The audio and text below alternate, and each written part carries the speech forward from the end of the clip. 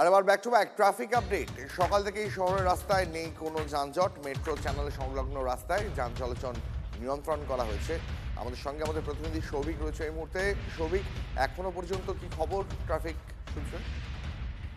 দেখো, কলকাতার ট্রাফিক আপাতত স্বাভাবিকই রয়েছে।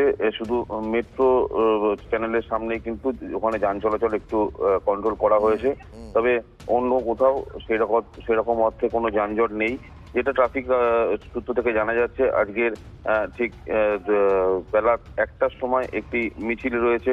সেই মিছিলটি গড়িয়া বালিগঞ্জ হয়ে রুবি পর্যন্ত যাবে। পাশাপাশি দুপুর 3টের সময় একটি মিছিল রয়েছে, যে মিছিলটি শিয়ালদা মৌলালি হয়ে ডরিনা ক্রসিং পর্যন্ত আসবে। এবং সকাল 10টার সময় একটি মিছিল রয়েছে, যেটা হচ্ছে রাজা সুবোধ মল্লিক থেকে একটি মিছিল আসবে ডরিনা ক্রসিং পর্যন্ত। তাতে প্রায় 2000 লোক হওয়ার সম্ভাবনা রয়েছে।